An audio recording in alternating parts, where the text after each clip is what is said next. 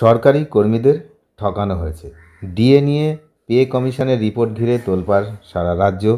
আপনারা জানেন, পূর্ববর্তী ভিডিওতেও আমি দেখিয়েছি যে সিক্সথ পে কমিশন, যে ষষ্ঠ পে কমিশন, সেই পে কমিশনের রিপোর্ট, সেই রিপোর্টের চাঞ্চল্যকর কিছু তথ্য লাস্ট ভিডিওতে কিন্তু আমি দেখিয়েছি সরাসরি, যে কি কি পয়েন্ট নিয়ে আলোচনা করেছিলাম। সেখানে পরিষ্কার বলা হয়েছিল যে কেন্দ্রীয় হারে ডিএ দেওয়াটা বাধ্যতামূলক নয়, আর এইচআরে এটা ঘর ভাড়া সংক্রান্ত বিষয় নিয়ে আমরা আলোচনা করেছিলাম।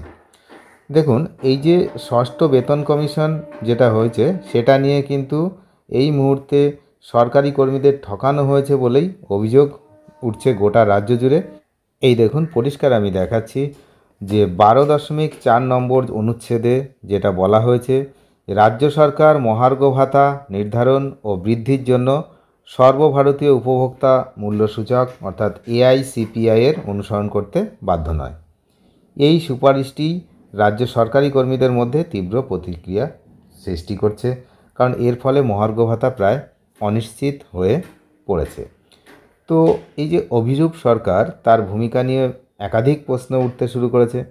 এই রিপোর্টের কারণে ষষ্ঠ বেতন কমিশনের চেয়ারম্যান এই যে অভিরূপ সরকার, তিনি যে তার যে ভূমিকা, জানা গেছে নিজে ইন্ডিয়ান স্ট্যাটিস্টিক্যাল ইনস্টিটিউটের অধ্যাপক হিসাবে এআইসিপিআই এর ভিত্তিতেই বেতন এবং মহার্ঘ ভাতা পেয়েছেন, অথচ রাজ্য সরকারি কর্মীদের ক্ষেত্রে তিনি তার উল্টো সুপারিশ করেছেন। এই দ্বিচারিতা নিয়ে বিভিন্ন কর্মী সংগঠন এবং বিরোধী দলগুলি কিন্তু সরব হয়েছে।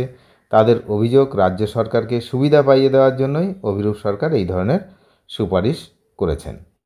একদিকে ষষ্ঠ পে কমিশনের যে রিপোর্ট, সেই রিপোর্ট নিয়ে তো বিস্তর অভিযোগ রয়েছে।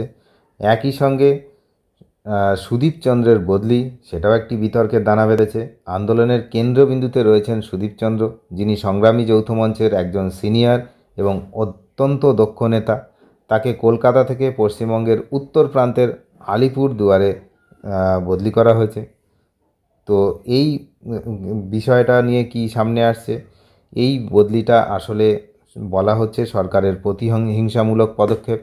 কেন, সুদীপ চন্দ্র সরকারি দুর্নীতির প্রতিবাদে সক্রিয়ভাবে অংশগ্রহণ করতেন এবং সরকারের বিরুদ্ধে সমালোচনা যে করতেন, তিনি তার অবস্থান নিতেন।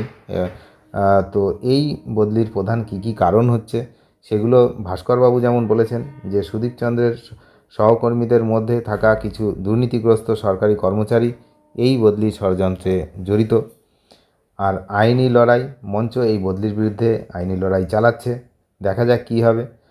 তো এখন এই ভাস্করবাবু এটাও বলেছেন যে এই যে ষষ্ঠ পে কমিশন যেটা রিপোর্ট বেরিয়েছে, তার মতে কমিশনের চেয়ারম্যান সততার অভাব দেখিয়েছেন এবং জনকল্যাণের চেয়ে সরকারের প্রতি আনুগত্যকে বেশি গুরুত্ব দিয়েছেন। তিনি এটাও বলেন, এই ধরনের ব্যক্তিরা পশ্চিমবঙ্গের মানুষের বিবেককে ঘুম পাড়িয়ে রেখেছেন, যার ফলে সরকার দুর্নীতি বেড়েই চলেছে, সরকারি দুর্নীতি।